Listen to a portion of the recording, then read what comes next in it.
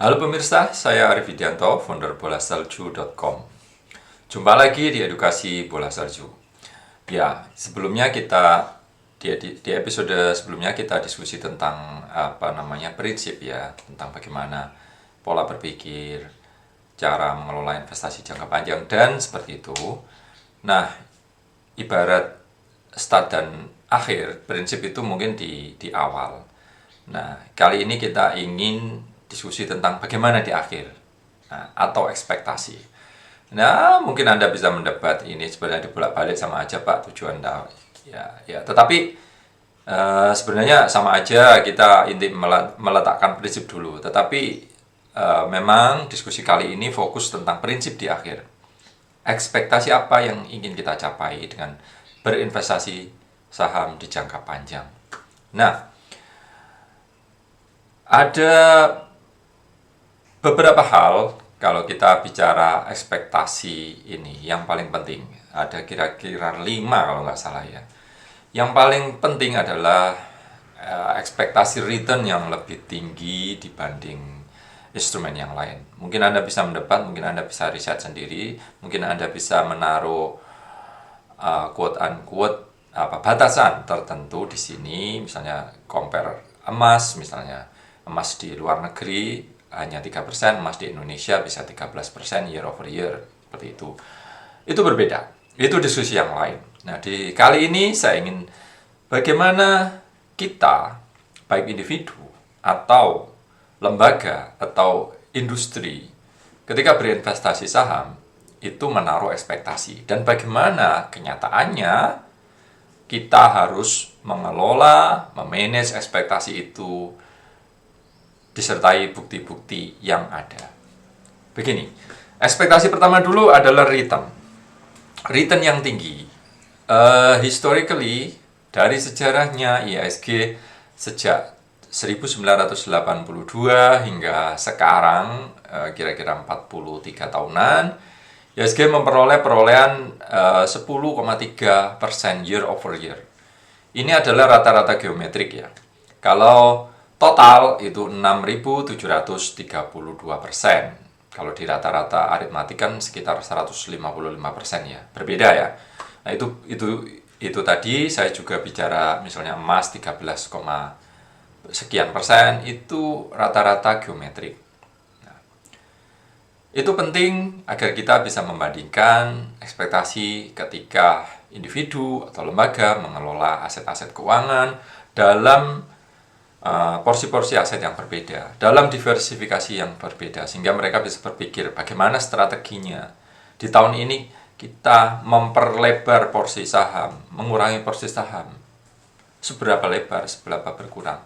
Tentu dengan tujuan masing-masing individu atau lembaga itu. Ya, lembaga mungkin seperti lembaga pensiun ingin mengelola aset keuangannya sehingga mencukupi kebutuhan pendanaan pensiun ketika 20 tahun, 40 tahun lagi ketika organisasi itu sudah tua. Anda pribadi harus mengelola ekspektasi dan menetapkan rencana operasi investasi yang layak sesuai kebutuhan Anda, sesuai risiko yang ingin Anda hadapi. Seseorang yang secara pendanaan di sekarang, kalau diinvestasikan dengan sarana yang aman, ternyata sudah mencukupi 40 tahun lagi, 30 tahun lagi misalnya. Kalau ekspektasi lebih konservatif, mungkin operasinya 40 tahun, tapi ekspektasinya 30 tahun sudah mencukupi. Ya ngapain dia harus mengambil aset-aset beresiko, berbahaya. Seperti itu. Begitu pula dengan kerangka berpikir lembaga. Kembali lagi, IHSG. Tadi returnnya 10,3%. Nah, nyatanya di perjalanan investasi kita bisa menjumpai saham-saham yang bisa menghasilkan return lebih dari itu. Ada yang 17% year over year selama dari tahun 2003 hingga sekarang. 20 tahunan. Ya. 25-20 tahunan. Kalau diperpanjang sampai ke era-era awal bisa lebih tinggi lagi tentu saja. Ada yang lebih dari 20% juga ada. Ya. Tetapi ada yang sekitar, ini perusahaan bagus, ada yang sekitar 4% juga ada. Bahkan ada yang kurang. Nah, dari kondisi-kondisi itu, mereka yang memutuskan beroperasi atau mengelola investasinya dalam jangka panjang, dalam investasi saham, dalam pasar modal, tentu harus mengevaluasi ekspektasi, kapasitas, kapabilitas, dan juga manajemen risiko mereka, kemampuan mereka mengelola, harus tepat dong di situ. By historical, misalnya orang yang paling sukses di pasar modal dalam jangka 50 tahunan lebih, yang masih hidup sekarang tetapi memutuskan akan retire pada tahun ini, yaitu Warren Buffett, memperoleh 19,8% year over year, mengembangkan seluruh dananya. Artinya tidak hanya di satu saham, di beberapa saham, dana itu di seluruh portofolio ya. Satu perusahaan namanya Berkshire Hathaway ini mempunyai anak usaha banyak, mempunyai saham-saham banyak perusahaan termasuk Apple, Coca-Cola, American Express, dan seterusnya di tahun-tahun yang lalu. Itu seperti itu. Hasilnya segitu, itu paling fenomenal, paling bisa diuji oleh sejarah dan juga after tax ya. Nah, kalau kami meskipun portofolio kecil-kecilan kami memperoleh perolehan 730% dalam 11 tahun. Kami stop pada tahun 2020 ya. Nah, itu KAGR 21,28%. Saya tidak mengaku, mungkin kebetulan saja atau di stat yang bagus, saya tidak mengaku lebih baik daripada Warren Buffett. Kami masih terus mengujinya, makanya kita bikin portofolio namanya Karsten dan Alban. Statnya sekarang masih negatif. Nah, di portofolio kami yang lain berkala, itu pasif, 8 tahun dengan strategi yang sederhana, berhasil menghasilkan 125% selama 8 tahun, artinya 12,47%. Masih bagus, masih di atas IHSG. Nah, kami percaya mereka yang pasar saham ini menawarkan peluang yang bagus. Mereka yang bisa mengelola ekspektasinya dan beroperasi dalam wilayah-wilayah yang baik, strategi investasi yang konservatif, yang aman di perusahaan-perusahaan yang tadi kita sebut. Ada yang bisa mencapai 17% year over year, bahkan 20%. Tetapi ada juga yang 4%, bahkan ada yang minus. Nah, nyatanya, meskipun pasar modal menawarkan ekspektasi itu tadi, return yang tinggi, tetapi nyatanya tidak semua orang bisa mencapainya. Kita semua, ketika saya berdiskusi dengan Anda di sini, Anda juga akan menjadi ibaratnya ya kompetitor saya, menaruh dana di pasar modal yang sama, mungkin bersentuhan dengan saham yang sama, mungkin tidak. Berusaha menumbuhkan aset kita semuanya, individu, lembaga, kita semua berkompetisi di sana. Nah, nyatanya kalau by statistik, baik pengelola dana profesional atau lembaga-lembaga, Anda harus terus mengevaluasi apakah ekspektasi yang tinggi tadi sudah tercapai minimal setara dengan IHSG 10,30% dalam jangka panjang.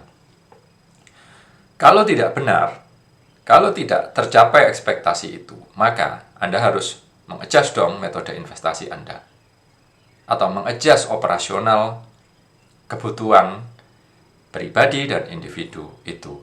Apakah dananya ditambah, modalnya ditambah, sehingga dalam ekspektasi yang lebih konservatif dia harus berhasil, atau metode investasinya yang harus diperbaiki, bisa jadi itu yang salah, seperti itu.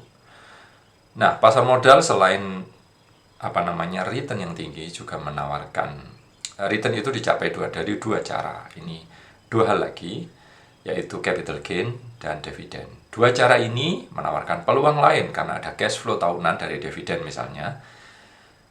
Investor di pasar modal bisa mengolah dana cair itu untuk reinvestasi kembali atau diputar di dana yang lebih safe untuk kemudian nanti dipakai, diinvestasikan kembali ketika pasar modal menawarkan peluang yang lebih baik.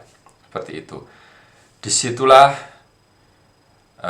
dari ekspektasi, dari keadaan, investor pasar modal diharapkan memperoleh return yang lebih tinggi lagi jika mereka melakukan operasi investasi yang berhasil. Nah, ekspektasi yang lain adalah pajak, itu tentu ya. Pajak di pasar modal sangat rendah. Pajak jualnya begitu. Pajak dividen 10%, tetapi di regulasi sekarang sudah berjalan beberapa tahun ini, pajak dividen 0%. Nah, itu adalah kelebihan yang lain. Dan kelebihan yang dirasa blessing in disguise menurut saya adalah likuiditas. Pasar modal buka 5 hari seminggu, kecuali hari-hari besar. Dari jam 9 hingga jam 4, kecuali ada regulasi baru yang lain yang mengubah aturan itu dengan break makan siang, siap istirahat sebentar 1,5 jam. Nah, dengan keterbukaan pasar seperti itu sangat liquid. Artinya, jika investor, baik individu atau lembaga, baik lembaga ini banyak ya, ada bank, asuransi, lembaga sekuritas sendiri, ada lembaga pensiun, baik di institusi perusahaan BUMN swasta atau lembaga di di institusi pendidikan yang sekarang juga kita kenal mengelola. Semua bertempur, semua berkompetisi mencari keuntungan. Tadi saya mau bilang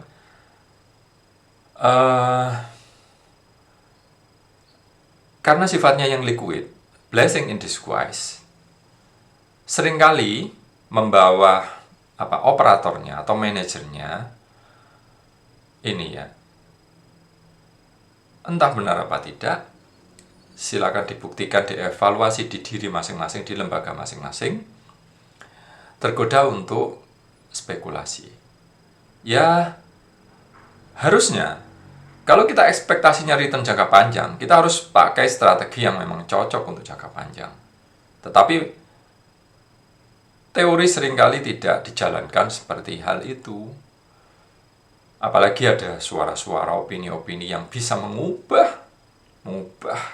menyerbu, apalagi di era media sosial ini ya. Kalau Anda tidak tangguh, Anda tidak mapan secara pemikiran, Anda tidak yakin secara metodologi, Anda akan mudah goyah ketika ada perubahan suara seperti ini, ada keraguan, ada pesimisme, strategi Anda berubah.